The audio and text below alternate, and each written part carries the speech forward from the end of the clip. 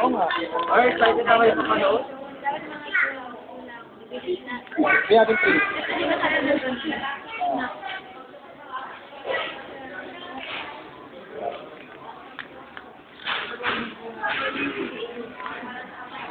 Ha? Yun nga, tapos, yung susunod na tanong naman namin, parang ano ba? Parang ano?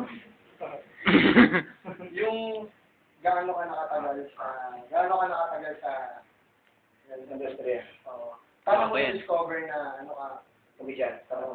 So, 7 p.m. or 7 p.m. nandun ka na? Hindi, doon nandun ako ng 8:30. So, magpe-prepare ako ng mga 7. So, ano wala to. sa Camera lang to sa... wala lang ng siya hanggang sa pababa ka na wala ka na. Hanggang sa pagka kayo, okay, pupunta na kami. Punta na ako sa akin. Bar. Taxi, pero kami naman, tapos habang nakakataxi ng namin. Actually, kung nila malakalakan namin. Huwag naman. Parang hindi kayo, matagal pa ako pero gusto ko ka matulog na kayo 1 hour niya. Hindi kayo, di ba na yung mall yan, yung national, bookstore, clothing. Kung di mo niya kayo may pumigot-igot, tapos text mo ko, balik kayo ng mga 6:37. Okay. Okay lang, kasi nahiya ko din yung saan kayo dito. Oo. Ang ano lang namin, 7 p.m. may ka-prepare ka. 7. So, alas 5 pa lang ngayon. So, blank yung 2 oras, di ba?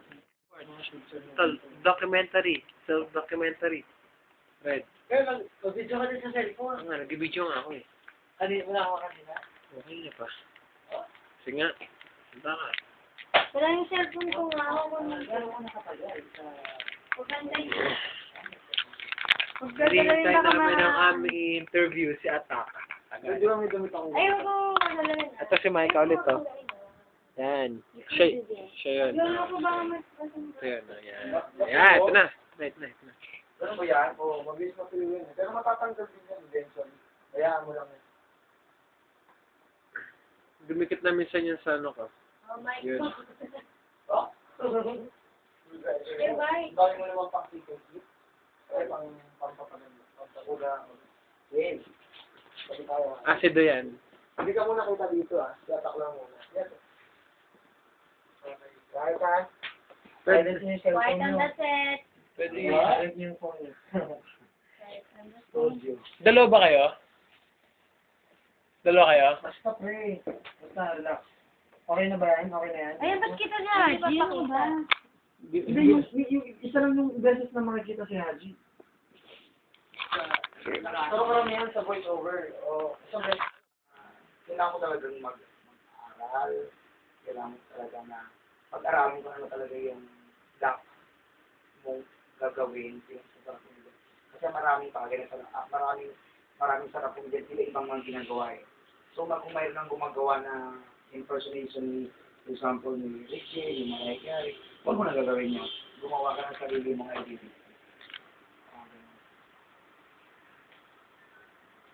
Okay?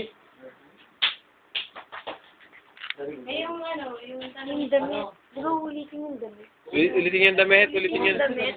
Soul singer na, like, sa pulito, yan. Pwede yan. Pero siyempre, iba-ibang color ng mga ko.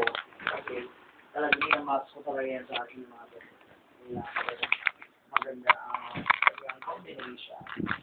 Yan. Siyempre, di ba? Ito. So, ito ba, bagay ba ko sa akin? Pwede naman ako mag-isa sa akin. Wala. Idakap na rin ka lang.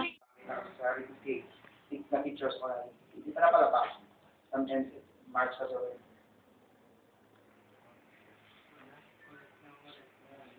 So, yan. Ano lang yun, yun yung mga pinakita. Ngayon successful ka na, as a stand-up comedian, may iba ka pa bang plano sa buhay? Mayroon pa tuloy ko of course, kumbaga hindi ko pa naman naabot yung pinakatapos ng tagumpay. Pero, I'm so thankful na kahit pa paano, nandito na ako ngayon. So, ang plano ko, ang dami kong plano sa buhay, na una, gusto ko pa mag-explore, gusto ko pa mag-aral ng, like, for example, mag-acting workshop, Tapos stand-up comedian kasi hindi ka lang talaga manatilan doon, ganay lalo ng bibigyan ko at may mga big screen na daming projects. So gusto ko acting workshop, pagpatuloy.